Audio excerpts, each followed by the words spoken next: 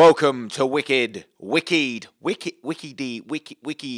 the show where I try to explain complicated things in a way that makes you just smart enough to win an argument in the pub. Today we're tackling the age-old question that's baffled scientists and intellectuals for millennia. What is golf? At its core, golf is a dialogue between geometry and landscape. Or maybe it's ritual, walking in straight. The only game where you can walk 5 miles, lose 3 balls, take up smoking, give up smoking, lose 3 balls, have an emotional breakdown, lose another ball and your dignity, all before the 4th tee. And for some reason, still want to go back and do it all over again. Let's get WIKI-d!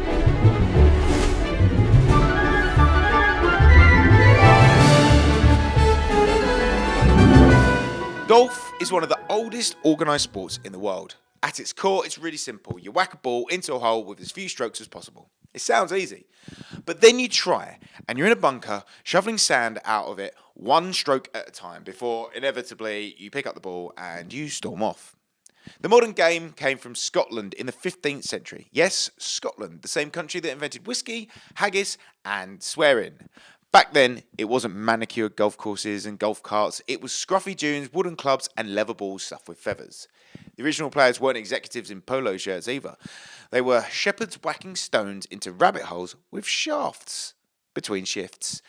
Golf got so popular that it started to annoy the monarchy. King James II actually banned it in 1457, not because it was dangerous, but because soldiers were skipping archery practice to play 9 holes. Imagine that, your country's defence strategy is falling apart because John and Hamish are on the back 9, stuck behind a 4-ball of old ladies playing off the reds. The ban didn't stick, obviously. By the time Mary, Queen of Scots came along, she was so obsessed with the game that she was accused of treason for playing golf right after her husband's murder, which proves golf has always been a political, petty and slightly ridiculous. But if golf is so frustrating, why do people play it? On the surface, golf looks peaceful. You stroll around in nature, birds chirping, manicured grass, sunshine. It tricks you into thinking walking for 4 hours is exercise. But that calm evaporates the moment your ball lands in the trees and you start foraging like a pig trying to find a prized truffle. A standard golf course has 18 holes. Each hole has a par. Par is the number of strokes an expert should need to get the ball in the hole. A par 3 is short and cruel, a par 5 is long and cruel, and a par 4 is just cruel. Golf is one of the few sports where the goal is to achieve the lowest possible score. If you take fewer strokes than par, you get a fancy name. 1 under par is a birdie, 2 under par is an eagle, and 3 under is an albatross. Don't ask me why golf is obsessed with birds. Nobody knows. Over par, you just call it a bogey, with an extra shot over par just adding to the bogey. Double bogey, triple bogey, quadruple bogey.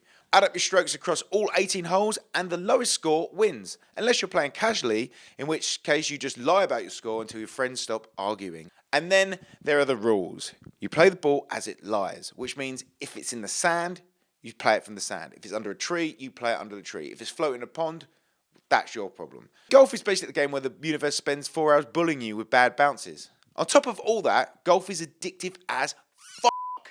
Golf is like gambling, 90% misery, 10% euphoria. Most of the game is you swearing under your breath, apologising to strangers, and wondering why you paid 60 quid for all of this. But then one perfect swing, you send the ball flying dead straight for 3 seconds, you feel like Tiger Woods. That tiny high is enough to erase hours of pain and trick you into booking your next round. And that's the magic of golf. It's not really a sport. It's a psychological experiment where you pay money to humiliate yourself and then thank them for the privilege. But here's where golf gets truly bizarre. Handicaps. Handicap is basically golf's way of admitting, look, most of you are terrible. Let's give you a head start. It's a number that represents how many extra strokes you're allowed to take compared to a scratch golfer. That's someone with a handicap of 0, aka a smug bastard.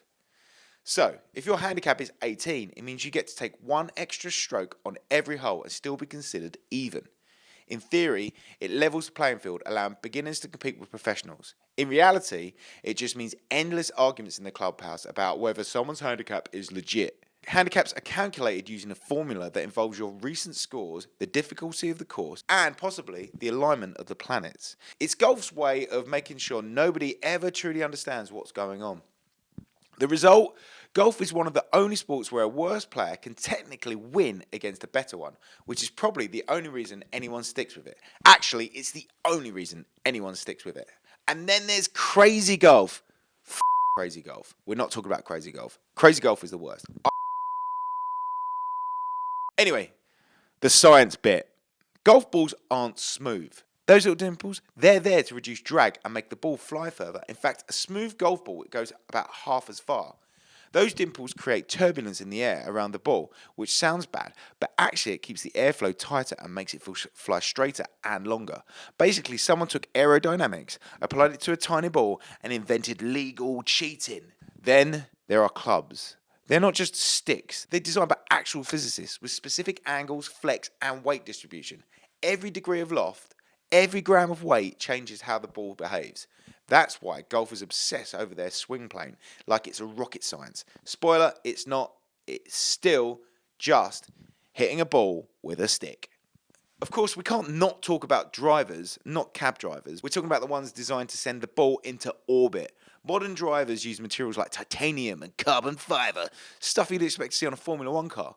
They're engineered so precisely that professional players can hit the same ball 300 yards with terrifying consistency, while the rest of us can't get it to leave the edge of the tee box.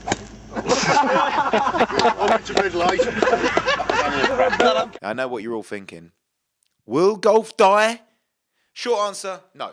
Golf is a cockroach of a sport. Courses take up massive amounts of land, it's expensive, and half the audience only watches to nap on Sunday afternoons. But it's too addictive to die. As most of I've ragged on it for the last 5 minutes, I genuinely love golf. It's a great way to help calm the mind, focus on one thing, and as long as there are business people who want to talk about mergers while holding an iron, golf will live on. To sum up, golf is a centuries-old Scottish invention built on frustration, physics, and fashion crimes. It's networking, exercise, therapy, and humiliation all rolled into one. And for some strange reason, I and 100 million people worldwide love it. I'm Ben Mills, this was WIKI-d, and now that you know why golf exists, go forth and pretend you always did. Let me know what you want to learn about next in the comments. Like, share, and subscribe, or I'll force you to play 18 holes of golf with me.